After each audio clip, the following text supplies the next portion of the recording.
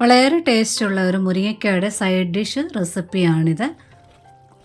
ഇതിൽ പൊടികൾ വളരെ കുറച്ച് ചേർത്തുകൊണ്ട് ആ മുരിങ്ങയ്ക്കയുടെ ടേസ്റ്റ് ഒട്ടും കുറയാതെ ചെയ്തെടുക്കുന്ന ഒരു സൈഡ് ഡിഷ് റെസിപ്പിയാണിത്.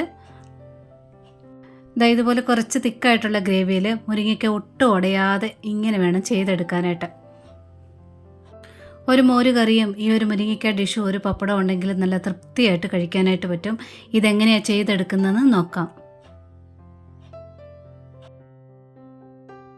ഞാനിവിടെ ഒരു 4-5 മുരിങ്ങയ്ക്ക നല്ലവണ്ണം ചീകിയതിന് ശേഷം കഴുകി എടുത്തിട്ടുണ്ട്. മുരിങ്ങയ്ക്ക പല സൈസിലുള്ളതായിരിക്കുമല്ലോ, അപ്പോൾ എണ്ണം പറഞ്ഞാൽ ശരിയാകത്തില്ല. കഷ്ണങ്ങളാക്കിയത് ഒരു 32 കഷ്ണം കിട്ടിയിട്ടുണ്ട്. ഇനി നമ്മുടെ ചെറുവിരലിൻ്റെ നീളത്തിൽ കട്ട് ചെയ്തെടുത്തിട്ടുണ്ട്. എല്ലാം ഇതുപോലെ നടുകയൊന്ന് കീറിയെടുക്കണം, സെപ്പറേറ്റ് ആക്കരുത്. ഇതുപോലെ. അപ്പം നല്ലവണ്ണം ഉപ്പും പുളിയും ഒക്കെ അതിനകത്ത് പിടിച്ച് കിട്ടിക്കോളും. ഇതിനി അങ്ങോട്ട് മാറ്റി വയ്ക്കാം. ഇനി മിക്സിയുടെ ചെറിയ ജാർ എടുത്തിട്ടുണ്ട്. നല്ല 2 പഴുത്ത തക്കാളി എടുത്തിട്ട് നല്ലവണ്ണം ഒന്ന് അരച്ച് മാറ്റി വയ്ക്കാം.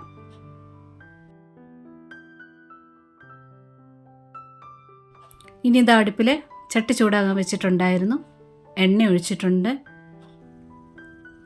ഇനി കടുക് ഇട്ടൊന്ന് പൊട്ടിച്ചെടുക്കണം. കടുക് ഒന്ന് പൊട്ടാൻ തുടങ്ങിയിട്ടുണ്ട്. തീയെ നല്ലവണ്ണം കുറച്ച് വെച്ചതിന് ശേഷം ഇത്രയും അല്ലെങ്കിൽ 1/2 സ്പൂണ് പെരിഞ്ജീരകം, വലിയ ജീരകം ചേർക്കുക. ഈ ജീരകം കരിഞ്ഞു പോകരുത്. പൊട്ടിയൊന്ന് മുകളിലോട്ട് വന്ന ഉടനെ തന്നെ സവാള ചേർക്കുക.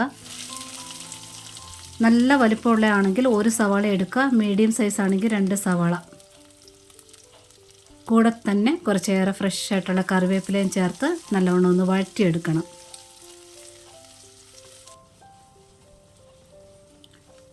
ഈ സവാളയൊക്കെ ഒന്ന് ചെറുതായിട്ട് മൂത്ത് വരുമ്പോഴത്തേനും നല്ലൊരു മണമാണ് ഈ ഒരു 3 ഐറ്റം കൂടെ ചേരുമ്പോൾ. സവാള കനം കുറഞ്ഞ് അരിഞ്ഞെടുക്കാനായിട്ട് നോക്കുക. പെട്ടെന്ന് വഴന്ന് കിട്ടിക്കോളും.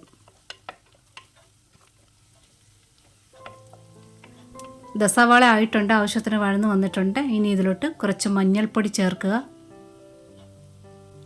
കൂടെ തന്നെ ഇഞ്ചി വെളുത്തുള്ളി പേസ്റ്റ് ഒരു 3/4 സ്പൂണോളം ചേർക്കുക. ഇനി 2 പച്ചമുളക് വീണ്ടും ഒന്നുകൂടി ഒന്ന് വഴറ്റിയെടുക്കുക. ഇഞ്ചി വെളുത്തുള്ളി പേസ്റ്റ് ഒന്ന് പച്ചമണം മാറുന്നവരെ ഇളക്കിയെടുക്കുക.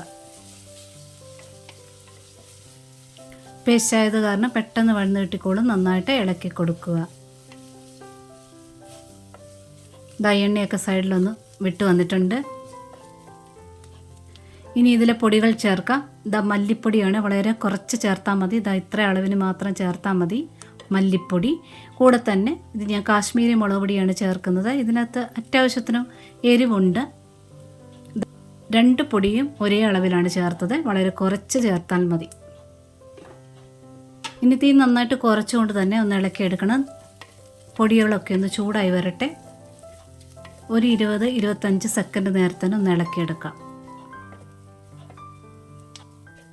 നന്നായിട്ട് ഇളക്കി കൊടുത്തുകൊണ്ട് തന്നെ ഇരിക്കണം. കനം കുറവുള്ള പാത്രമാണെന്നുണ്ടെങ്കിൽ പെട്ടെന്ന് പൊടി കരിഞ്ഞു പോകും. അങ്ങനെ വന്നു കഴിഞ്ഞാൽ ഇതിൻ്റെ ടേസ്റ്റേ മാറിപ്പോവും. ഇതായിട്ടുണ്ട്. ഇനി ഇതിലോട്ട് ചേർക്കേണ്ടത് അരച്ചു വച്ചിരിക്കുന്ന തക്കാളി.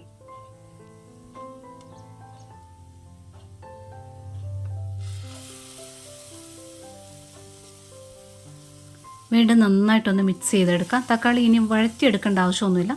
നന്നായി ഒന്ന് ചൂടാകുന്ന രീതിയിലൊന്ന് ഇളക്കിയെടുക്കുക. തീ ഇപ്പോൾ അല്പം കൂട്ടി വയ്ക്കാം.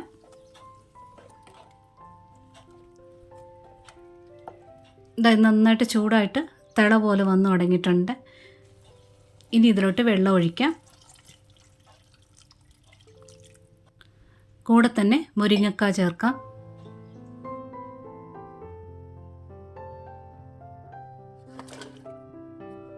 ഇനി ഇതിനാവശ്യമുള്ള ഉപ്പ് ചേർക്കാം.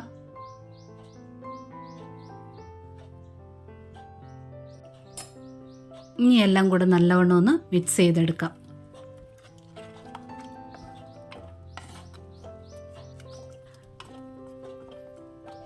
ഇതുപോലെ മുരിങ്ങയ്ക്കയുടെ മുകളിൽ വെള്ളം നകക്കെ നിൽക്കുന്ന രീതിയിൽ വെള്ളം ഒഴിക്കുക. ഉപ്പൊക്കെ ഒന്ന് ചെക്ക് ചെയ്തതിന് ശേഷം മൂടി വെച്ച് വേവിക്കണം. ആദ്യമേ നല്ല ഫുൾ ഫ്ലെയിമിലിടുക. നല്ലവണ്ണം ഒന്ന് വെട്ടി തിളക്കട്ടെ. ഇതിനി മൂടി വയ്ക്കാം.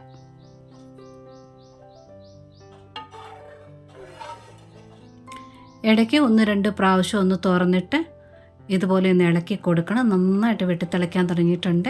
ഒരല്പം വറ്റിയിട്ടുണ്ട്.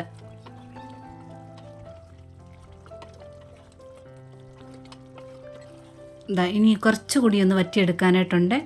മുരിങ്ങയ്ക്കയുടെ കളർ കുറച്ചൊന്ന് മാറിയിട്ടേ ഉള്ളൂ, വെന്തിട്ടില്ല. നല്ലവണ്ണം വേകട്ടെ. വീണ്ടും ഒന്നുകൂടി ഒന്ന് മൂടി വയ്ക്കാം.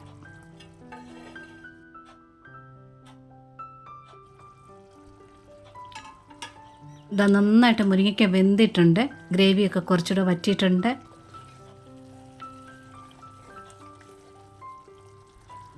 ഇത് വറ്റിയിട്ടുണ്ട്. ഈ ഒരളവിൽ വരെ വറ്റിച്ചെടുക്കണം. എന്നിട്ട് മുരിങ്ങയ്ക്ക കുഴഞ്ഞു പോവുകയും ചെയ്യരുത്. ഇതിപ്പോൾ കറക്റ്റ് പാകത്തിനായിട്ടുണ്ട്. ഗ്യാസ് ഓഫ് ചെയ്ത് കഴിയുമ്പോൾ കുറച്ചുകൂടി ഒന്ന് വറ്റുമല്ലോ. അപ്പോൾ ആ ഒരു പരുവത്തിലായിട്ടുണ്ട്. ഇനി ലാസ്റ്റിൽ കുറച്ച് ശർക്കരപ്പൊടി അല്പം മാത്രമേ ചേർക്കുന്നുള്ളൂ. ഇത് വേണ്ടാത്തവർക്ക് സ്കിപ്പ് ചെയ്യാം.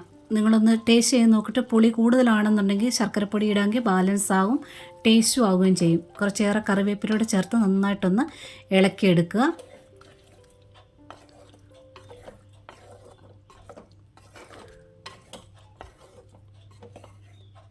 തക്കാളി പേസ്റ്റ് കൊണ്ട് തന്നെ നല്ലൊരു കുഴഞ്ഞ ഗ്രേവിയായിട്ട് കിട്ടിയിട്ടുണ്ട്. വളരെ ടേസ്റ്റിയാണ്. നന്നായിട്ട് മിക്സ് ചെയ്തതിന് ശേഷം വേണം ഗ്യാസ് ഓഫ് ചെയ്യാനായിട്ട്. ഇപ്പോൾ ഗ്യാസ് ഓഫ് ചെയ്തിട്ടുണ്ട്. ഇതുപോലെ പെരണ്ടിരിക്കുന്ന രീതിയിൽ വേണം ഗ്യാസ് ഓഫ് ആക്കാനായിട്ട്. ചട്ടിയുടെ ചൂട് കൊണ്ടും കുറച്ചുകൂടെ വറ്റും, ഒരുപാട് അങ്ങ് ഡ്രൈ ആക്കുകയും ചെയ്യരുത്. നല്ല ജ്യൂസി ആയിട്ടുള്ള നല്ലൊരു ഡിഷാണ് ഇത് കേട്ടോ. വളരെ ടേസ്റ്റിയാണ്. ഇതിൽ ആ മുരിങ്ങയ്ക്കയുടെ ടേസ്റ്റ് അതിൽ തന്നെ നിൽക്കുവാണ്. നമ്മൾ കീറിയൊന്നും ഇട്ടിട്ടില്ല. ആ ഉപ്പും പുളിയും പിടിച്ച് ആ മുരിങ്ങയ്ക്ക കഴിക്കാൻ വളരെ ടേസ്റ്റിയാണ്. ഇതുപോലെ ട്രൈ ചെയ്ത് നോക്കുക. എന്നാൽ പിന്നെ ഇഷ്ടപ്പെട്ടിട്ടുണ്ടെങ്കിൽ ആ ലൈക്ക് ബട്ടൺ ഒന്ന് ടച്ച് ചെയ്തിട്ടൂടെ പോണേ. സബ്സ്ക്രൈബ് കൂടെ ചെയ്തേക്കണേ. നോട്ടിഫിക്കേഷൻ ബെൽ ബട്ടണിൽ ഓൾ ഓപ്ഷൻ ഒന്ന് ടിക്കാക്കിയിടാനും മറക്കരുത്. ഒരുപാട് സ്നേഹത്തോടെ താങ്ക്സ് ഫോർ വാച്ചിങ്.